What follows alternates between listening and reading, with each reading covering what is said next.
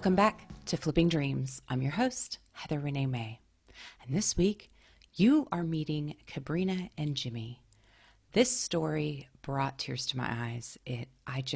I'm so excited to share this with you.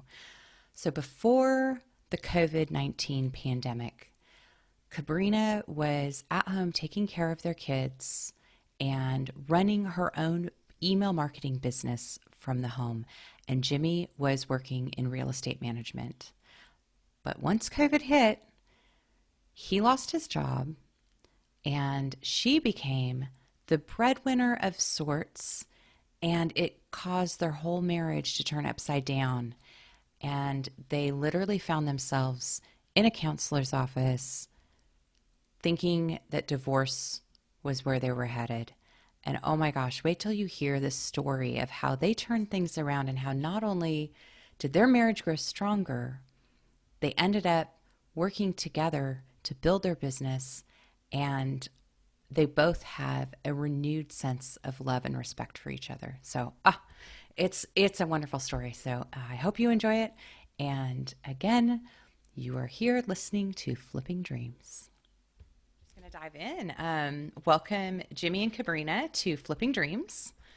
And I am super excited to hear about how you have pivoted and done some really amazing things during this crazy COVID quarantine time. So, where would you like to start? You want to give me a little bit of kind of your backstory and...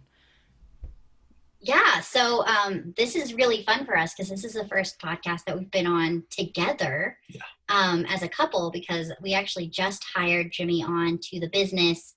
It's been just a little over a month ago. Mm-hmm. So it's been a long time coming. You know, as entrepreneurs, we're always like, this is the thing that we're going to do. And so 4 years ago, when my son was born, I looked at him in our living room in our small little condo and said, I'm going to bring you home in a year. And obviously that didn't happen. We got to that year point and I was like, I'm making money, but I'm not ready. What if this fails? I'm not going to be able to do this. This is not sustainable. And we were pregnant with our third baby at that time. And so we were like, okay, maybe it's better, insurance. It's so hard to get insurance, and that's connected to a job. And so maybe we'll never leave the whole job thing. And then in October of this last year, he lost his job. Mm-hmm. And we were like, okay, it's time to go find a new job. We didn't really like that last one anyways. There was problems there. And then our daughter was born in January, and our fourth baby was born in January, and she was a month early. So she came at 33 weeks, and we ended up being in the NICU for a whole month. Oh, scary. And then we brought her home, and 3 days later, they shut down the world. And he was supposed to start a job that next week.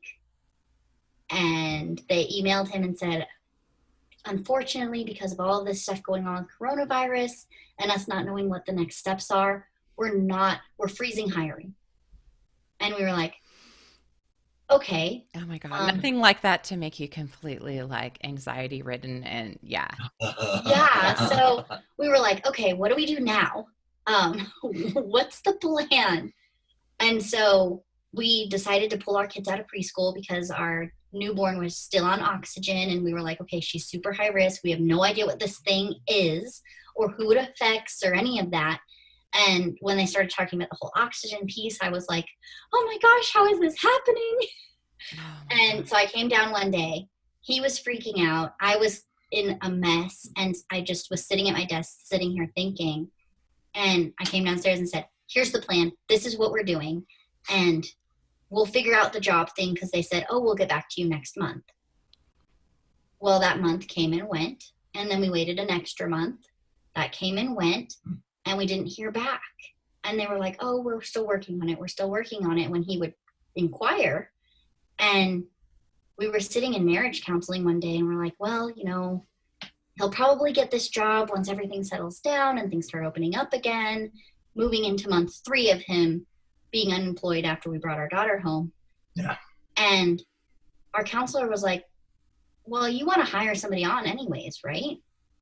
And I was like, yeah, I really need to hire on a VA in order for us to grow this business and to make it more sustainable for me because I'm working so many hours trying to get everything done and servicing all of our clients. And she was like, and how much would he make at this job? And so we sat there during counseling and did all the math. And she's like, is there insurance with this job? And we were like, no, we were going to find a private insurance. And she just looked at us like we had three heads and was like, why don't you just hire him onto your business? And it was like the light bulb went off when somebody else told us. Yeah.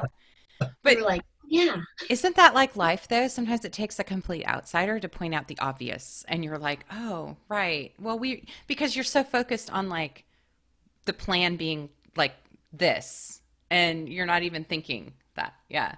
Yeah. So we were so in the weeds of, well, how does we make this work? What does this look like? Oh, the security of what we've been taught our whole entire lives from our parents of a job is secure and doing this thing that's creative and fun that you've created yourself, that's not secure.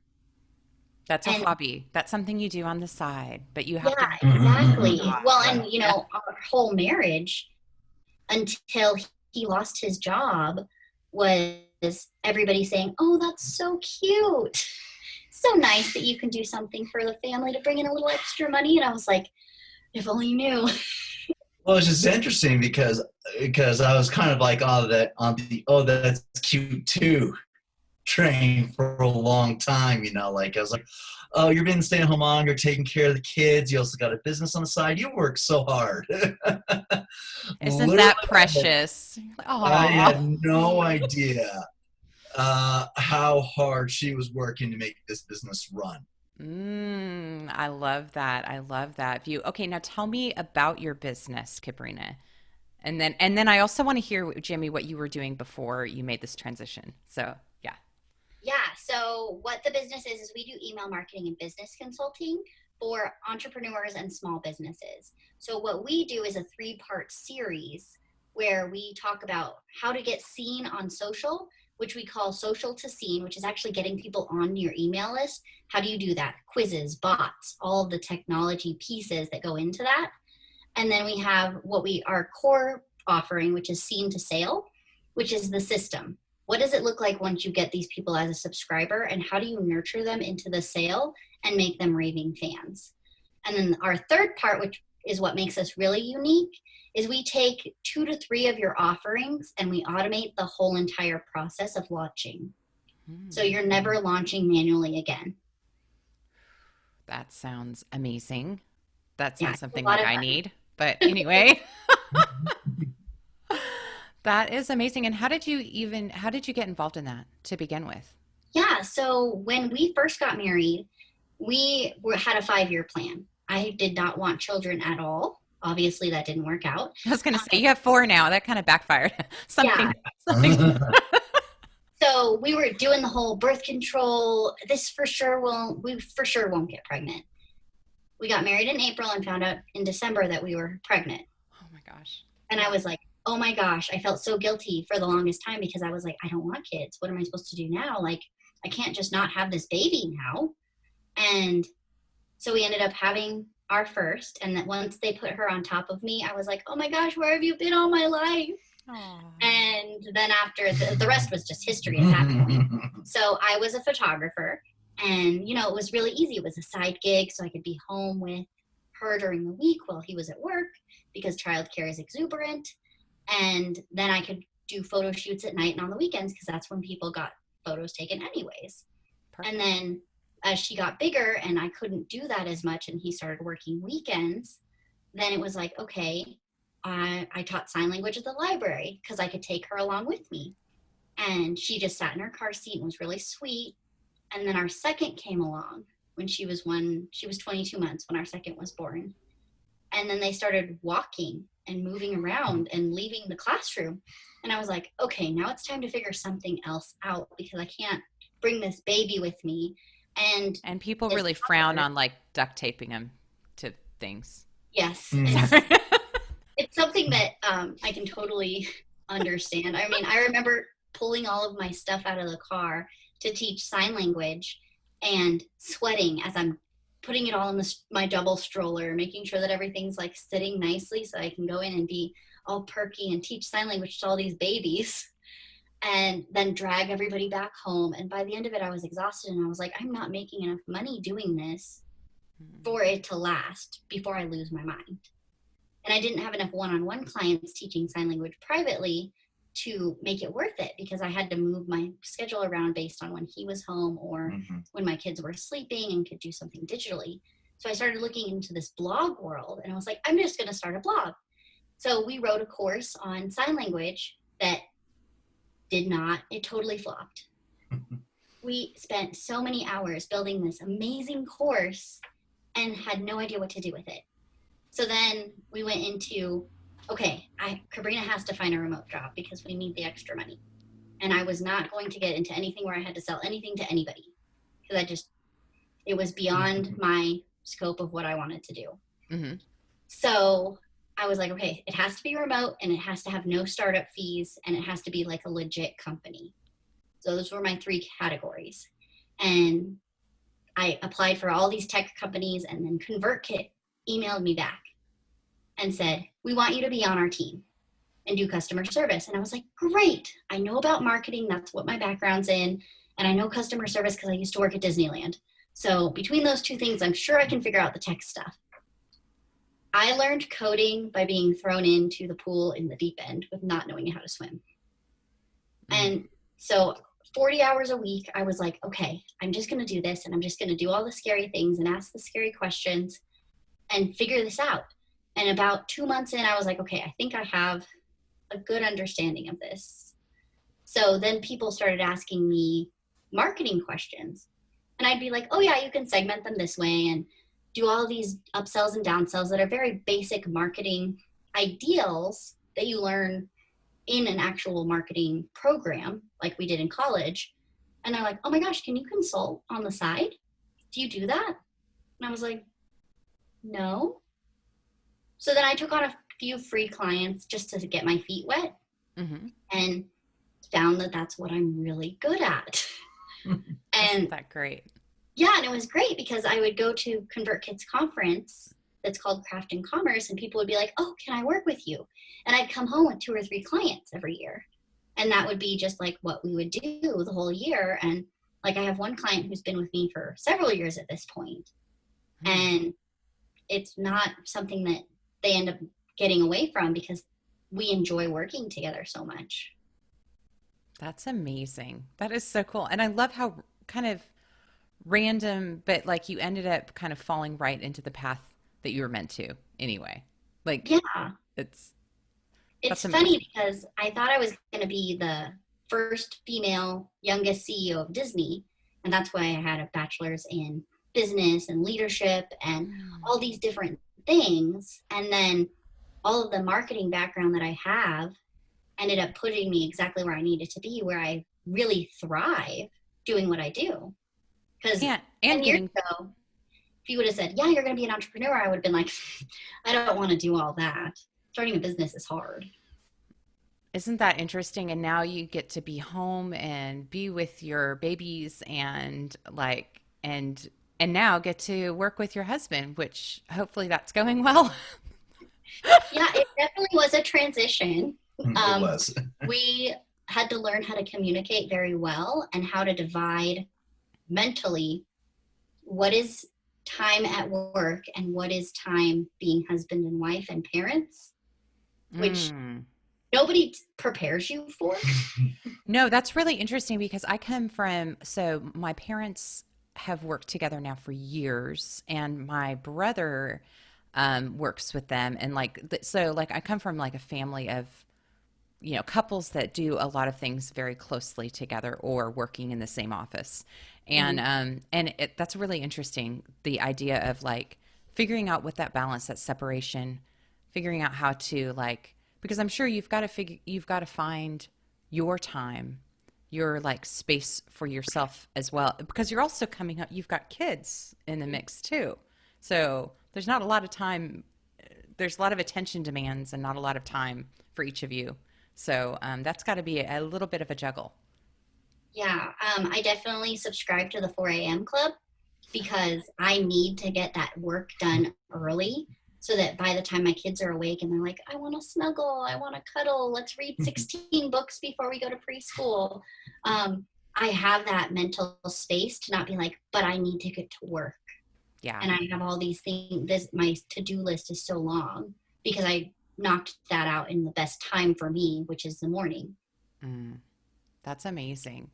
Okay, so Jimmy, tell me a little bit about like what you were doing before you joined your wife's amazing entrepreneurship, and also I want to hear more about this moment in time when you were like, "Oh my gosh, this is really a lot of work," and she's like amazing. Well, really, like, I gotta be honest, I was selfish a lot of years in our marriage because I always kind of puffed my chest out saying I'm the breadwinner, blah, blah, blah. Because I worked at a rental car company and I was working about 48 to 55 hours a week easily.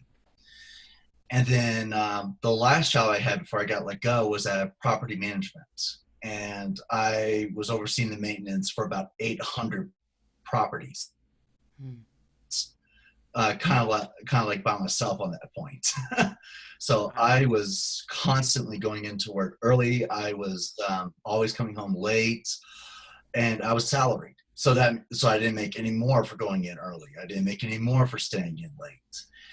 And like for me, I always thought of like, oh, if I work my butt off, eventually I'll get this extraordinary raise that we're going to live on that is going to solve all our problems and help everything go away. Come time for my review, I was given a 2% raise. And That's ridiculous. Yeah. And at that point, like I kind of, nothing gets the owners of this company, but at that point, like I kind of really felt disheartened. Just because, like, I'd sacrificed a lot of events. Like, I was being on call when we went to see Sesame Street play. People dealing with emergencies. Like, I was on call a lot and answering phone calls in the middle of the night. And I just remember coming home and my wife just telling me, it's like, why are you working so much? Why are you working this hard, but not bringing home enough? And like, at first, I took it. Like, I kind of took it as an insult to my character. And like, I just continued to have a huge ego, buff up my chest and be like, well, you don't understand what it's like to work this hard. like I was just exhausted. I was burned out. Come October, I'll lose my job. So I was like, great. What do I do now? I tried going back into the insurance world. 1 month, I sold more items than anybody else in the office. Brought home a paycheck that couldn't even cover the mortgage. And I just remember just like seeing my wife just continue to work hard and hard. And literally it got to the point where we had to use the savings that Kabrina was going to use to take off when the baby was born. So I think that was the worst day of my life when she told me, I really can't take a maternity leave. Because of all the bills are stacking up. And like literally it felt like a train hit me in that moment. Well, and I think legitimately our culture prepares men that, that is a shared perspective of being the breadwinner, of having that pressure. And also we still hold on to those ideas of like from days of the pension of like, we'll be taken care of if we just put all of our time and energy and money, if we stick with them, we'll be taken care of and we'll be seen and appreciated. And I think that is all changing dramatically right now in our, Yes. Yeah. And for me, I found that lesson out the hard way but really when I kind of noticed my wife started working hard was 6 hours after our daughter was born, she was on a conference call with one of the clients. And I literally like stood there like kind of with my mouth dropped and I was like, I can't believe you're doing that. Yeah, well, and we hadn't told anybody because I had this long email that I was going to send out that next Monday of, hey, I'm going to be taking maternity leave. I'm due in about a month. Just to let you know, this is what it'll look like. And we didn't get to that day because all of a sudden our water broke and which has never happened in all 4 of my children. This is the only time that it ever broke by itself. Yeah. And we were like, okay, well, this is different. So we had baby. Baby was a month for NICU. Came home. I was trying to find a job where I was going to make the mortgage, and then COVID hit. And quickly overnight, I literally became a stay-at-home dad, with Kabrina working her butt off to help maintain us so we could stay in our house. Mm-hmm. Mm.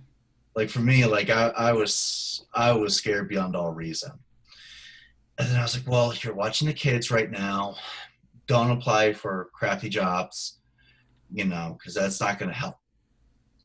And I was like, well, watching the kids shouldn't be that hard. And literally I found out how hard it was. It was like working from the moment you got up to the moment you got to sleep. And literally during this whole time, I'm watching Kabrina get up early, working on her business. And she's like, Jimmy, I'm doing this with my business.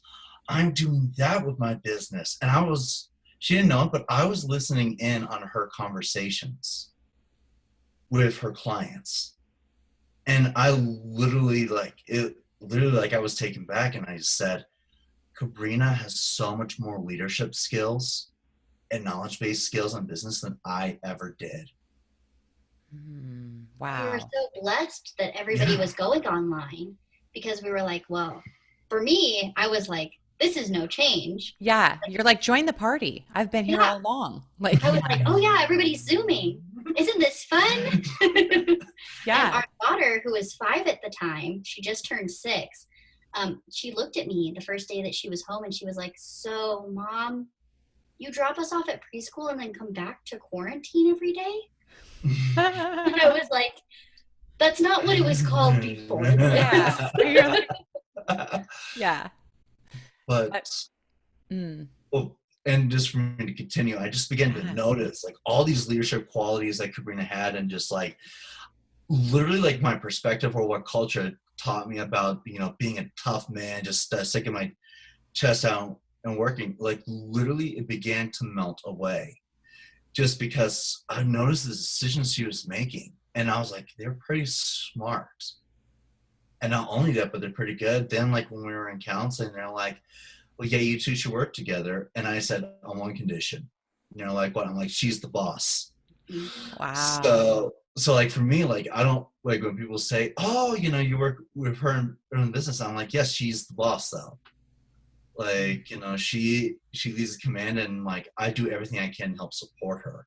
Yeah, so in that business. We had to do a total culture shift of what we had been taught our whole entire lives. And thank God for marriage counseling. Oh, yes. Because we literally had to be like, okay, I have more of what people deem as the male energy, and he has more of the female energy. Coming especially from the youth pastor perspective. He's much better with the kids than I ever could be, even as like the mom in you with all the hormones and stuff.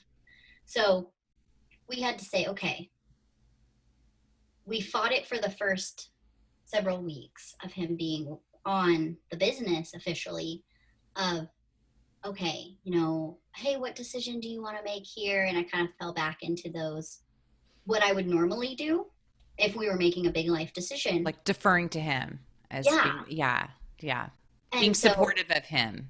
And we had to figure out, okay, I make the final decision. This is my business. You work for me. Yeah. And it sounded really weird when we first started saying it, of like, I'm in charge. And that's, the bill stops with Kabrina, not with Jimmy. And so it was a huge shift for us. And it was really strange. And I cannot tell you how many, we might as well have just been business coaching, because that's what counseling was for quite some time. Of, this is what the business is doing, this is what clients are doing, these are the decisions that we're making, and kind of just bouncing what we were going through off of the lens of how does this affect us as a couple, as a business, and our marriage as a whole.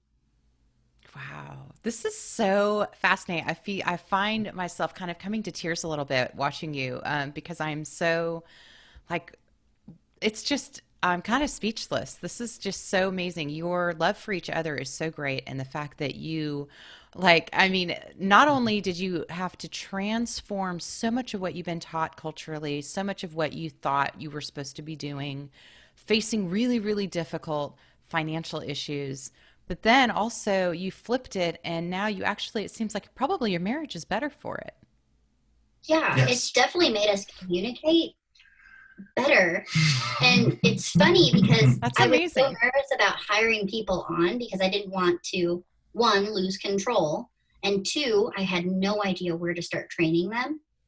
And so starting with him has actually been great because the kerfuffles between communication and trying to be like, here's what I need you to do, has taught me a lot as a business owner of, okay, when we hire on our next hire very, very soon, because we need them,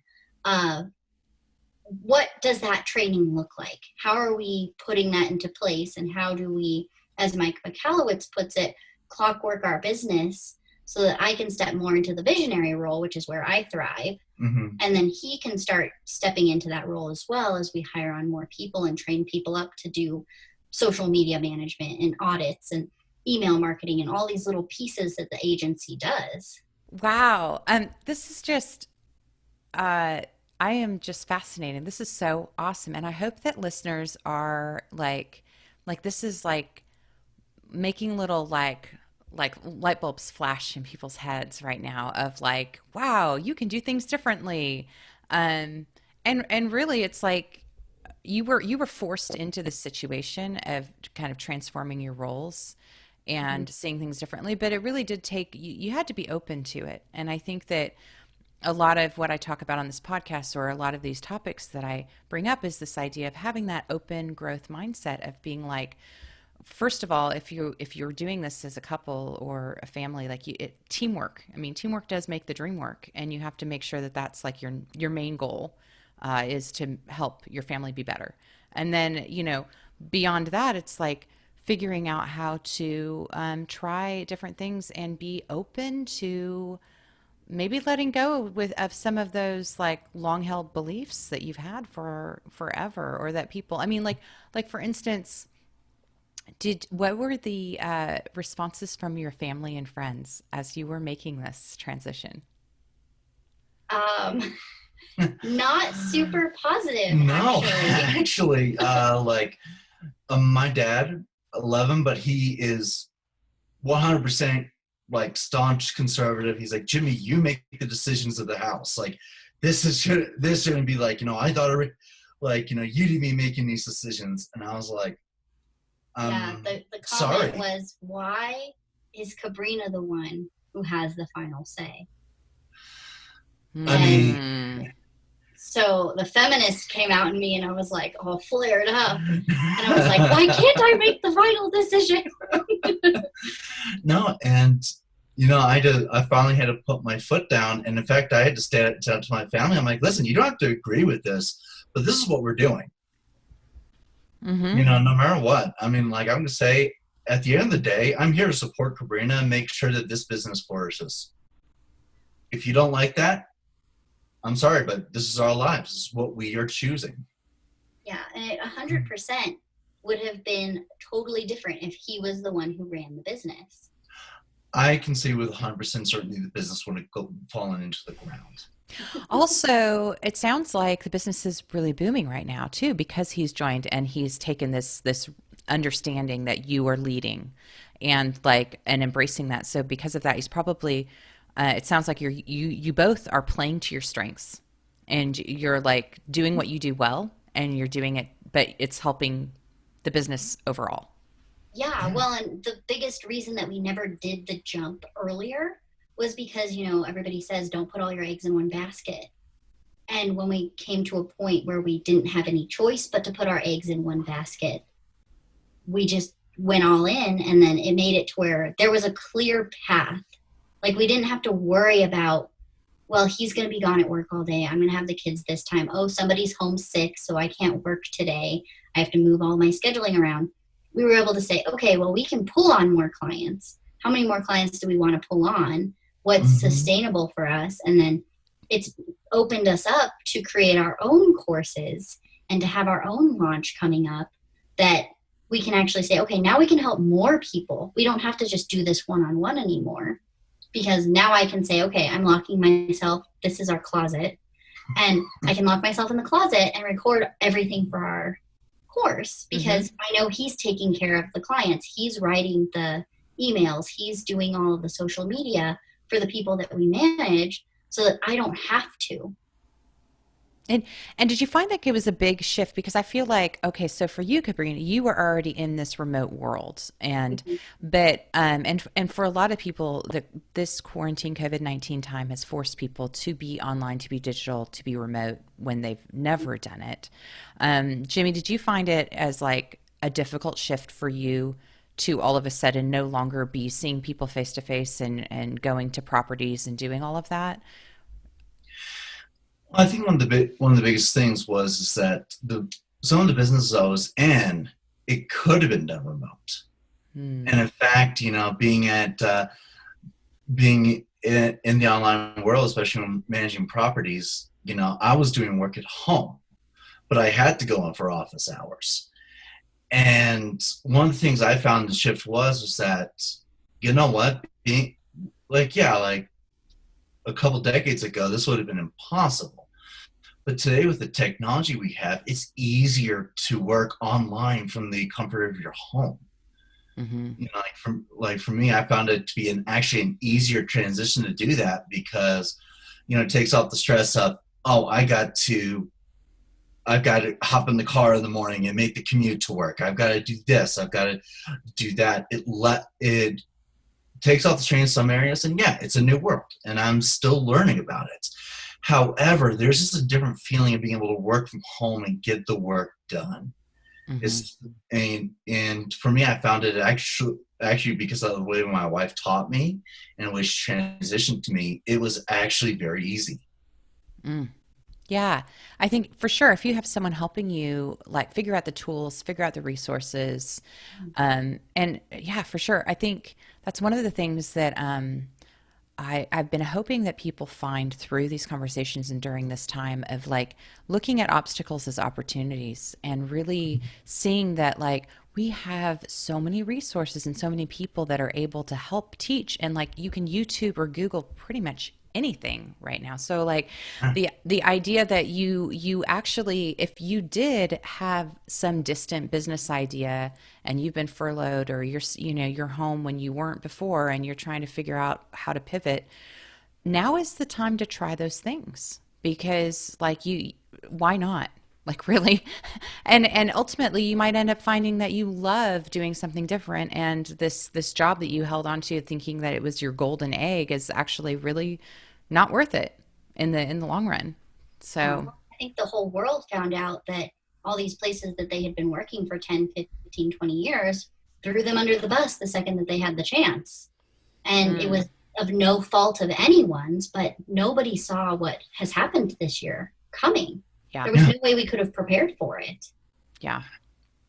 And like for me, one thing, a hard truth I had to realize about companies, because I was giving my time and energy to these companies, hoping for that better position, hoping for that promotion. I realized quickly that they can change their minds overnight. And it could be They could relatively arbitrary, right? Yeah, Like, they could fill your position within a week.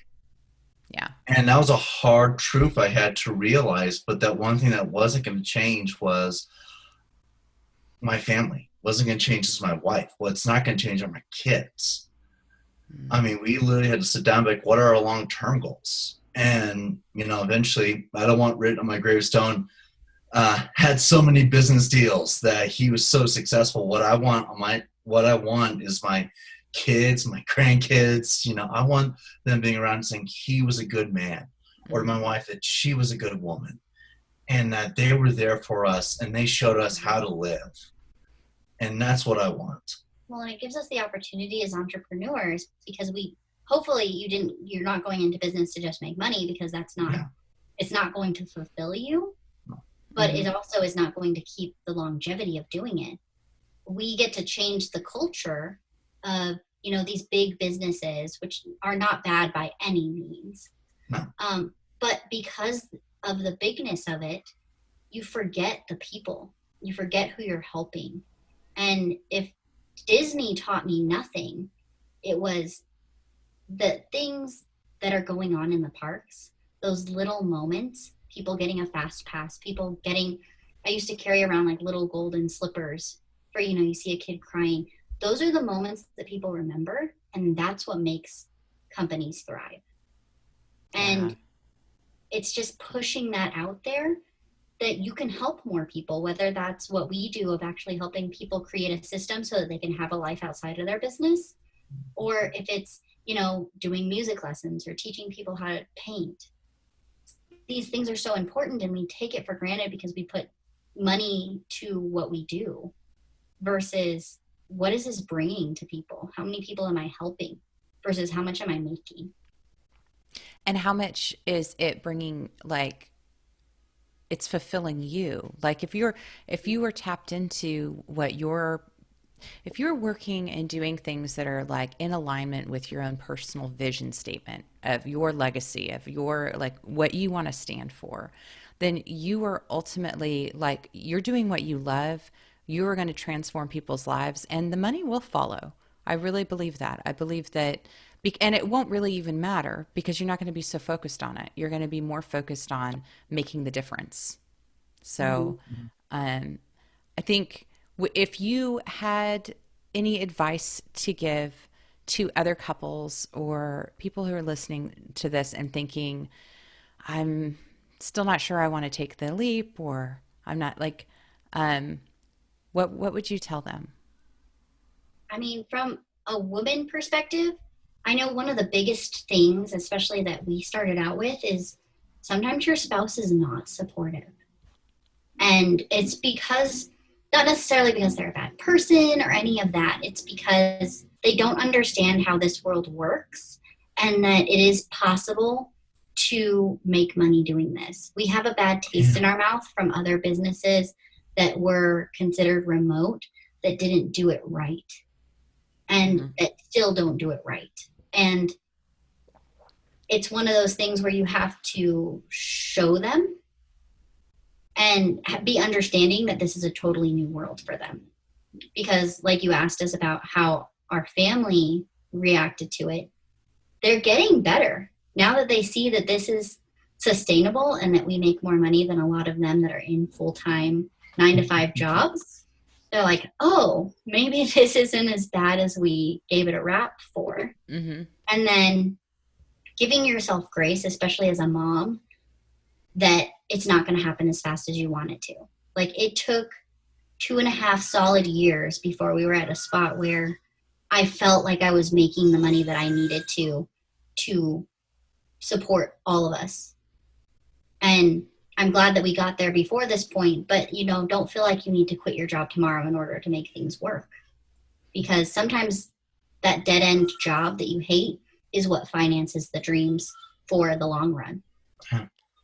Yeah, and I think also there's something to be said for that, the endurance factor. I think if you're really passionate about what you're doing and you really enjoy it, then that will get you through that length of time, because there is a period of time, and we see all the happy Instagram, happy stories, but we don't, what we miss, we see the highlight reel. We miss like the 2 years or 5 years or whatever, all that time in between where you've had dead ends and you've been, frustrated or had doubts and been just like churning.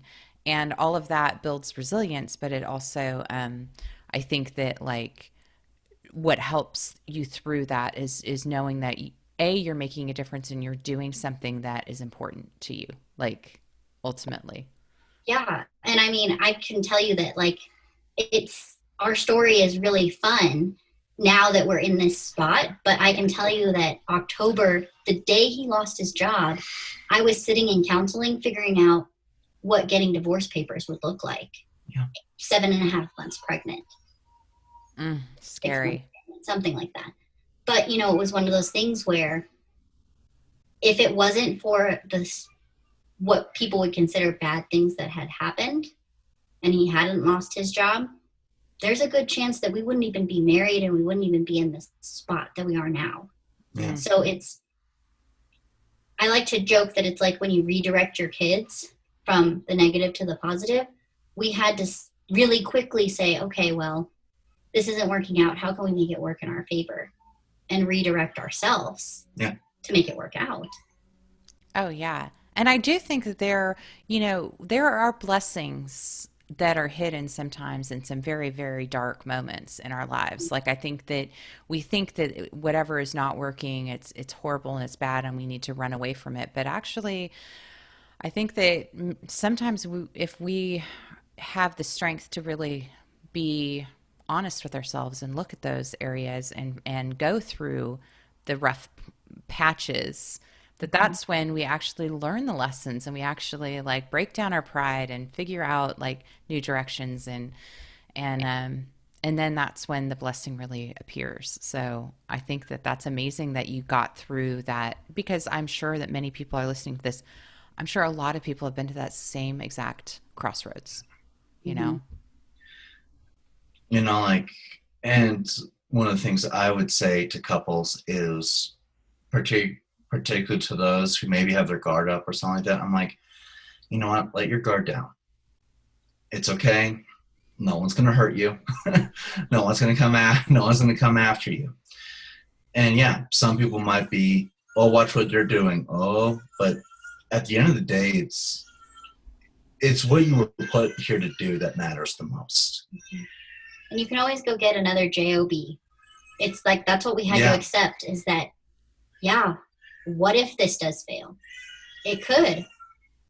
And there's always another job out there. We can always start another business. We can always find another job. It's not like going in on this determines how the rest of our life is going to go. But it could also be the stepping stool to a better place that we wouldn't know unless we try. And also, I think you're really highlighting an important part of like your worth is not your job. Like you want to live your life each and every day, filling it with purpose and doing things that are meaningful. And we all, I mean, unless we're independently wealthy, we need to work to make money for those things. But ultimately, your worth is more than that. It's different. It's your family. It's the people you talk to. It's the moments that you leave people with. It's the words. It's all of those things. And I think that I really like that you recognized that like early, like you were like, okay, now, because then what it does, it kind of shifts life from being this have to can, where you're like, okay, so we can try this thing and we're going to do it together. And then if we don't like where it goes or it doesn't pan out the way we want, then we can go to something else. And it's like, instead of seeing it as this like path that you must go down, it kind of opens up a lot of possibilities and gives you the control over your lives, which is really beautiful. Yeah, well, and then you don't have to worry about, am I going to get let go tomorrow? Am I not going to have a job because of the pandemic? Am I missing every moment with my children? And that's not to say that either side it's easy breezy, because it's easy to see that when you're listening to stuff like this. Yeah. To like, if we could give you a little glimpse into, there is a silver lining, but that silver lining still has the rain cloud inside of it. That's good. Yeah, that is really, really amazing. I don't know if you had an opportunity to think of, I usually do a quote every show. I don't know if you have a favorite quote, or both of you have, we could do a twofer if you have different quotes, but I don't know if you have anything you'd like to share with listeners. You have one? You're the quote person? We're both Disney fanatics. The one that comes to mind is Meet the Robinsons quote, where Disney says, "Keep moving forward." That's good. And where it's, even though it's like, yeah, it's a child movie, still one of my favorites. How he's like, well, what if I mess up? Well, what if this happens? What if this happens? And the guy's like, there's like, you have to just keep moving forward. And rather than looking at failure as like, oh, you failed, like you failed, you suck, or something like that. Like, a failure as a teacher. Be like, okay, this is what happened. What can I learn from this? to succeed next time? What didn't I do right to succeed? And you know what? I honestly believe that it's through our failures we learn how to be successful. Yeah. I mean, I think for me, it would be going off of the failures of like failing forward. And I have no idea who this quote is by, but it's the idea of failure is the season of life. So it actually is what gives it the flavor. But the one that we come to a lot, and anybody who's in the entrepreneurial space, if you have not seen Frozen 2, like it is a must watch because it's like the whole entrepreneurial journey in two different people. But one of the things that Anna says at the end is do the next right thing. And sometimes that's the only thing that you can do is just the next right thing. Because sometimes there's so much tech and so-and-so's doing this and this guru's doing that. And what's right for me is not necessarily right for everybody. Yeah. That is so good. I love all of that. I can tell you what, we felt. Yeah. We felt a lot like Anna when I lost my job. We sat in the theater watching it and I was like bawling. I was like, this is the whole entrepreneurial journey and this is how I feel. Oh, wow. Okay, I haven't seen it, so now I need to. I'm Yes. putting it down. Disney Plus. Disney Plus. There we go. They can sponsor your show. That's it. Yes, that'd be great. Wow. Well, okay. How can people reach you if they're interested in hiring you or checking out your courses? Yeah, so you can find us at kabrinabudwell.com. And we do tips and tricks as well as Facebook Lives in our private Facebook group, which is totally free to join, called Future Fueled Entrepreneur. Yeah, for sure. I'm going to share all of your links in the show notes. And yeah, this has been really a great conversation and really interesting. I hope that listeners, this has kind of piqued a lot of curiosity for people, and also just encouraged that like two is stronger than one. I think that, we need men and women. We need to be together, men and men, women, whatever. We need to be able to be strong together and to move forward for everyone. Like, I think that this idea that we have to figure it out on our own and be perfect is just something that we need to just debunk and throw away, because I think it's really time for everyone to band together. Yeah. Well, the highlight reel is not going to be as much of a highlight as we've seen this year. Like, good things still happen, but you have to realize that sometimes good things happen out of the bad things. Yes. Yeah. It's a different reel. Mm-hmm. You got to look a real life reel. Yeah. Yeah. You have to look a little harder. You have to have special glasses to look at this reel. Yeah. Oh my gosh. Well, thank you so much, both of you, for spending time with me and chatting.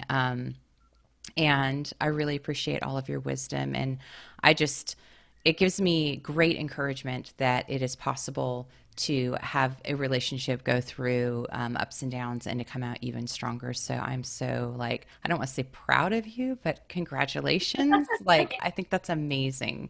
That's a lot of hard work and it's paying off. So that's amazing. Yeah. It's just one of those things that it's possible. It's just not something that you usually plan for. Most definitely. But I think that, you have to go out on the limb to find the fruit, right? So, yeah, that's awesome. Well, thank you both. Thank you so much for listening to this episode of Flipping Dreams. I hope that it was super inspiring for you. And I hope it was just a reality check that we all face super difficult times and issues, and there is no one way to crack the nut. So I hope that this was really encouraging to you, and to maybe flip things different, change things up and see where, you can take something negative and turn it into a positive change that will actually benefit everyone. So I look forward to hosting you with another conversation next week. In the meantime, Don't forget, it's never too late to transform your past and empower your future.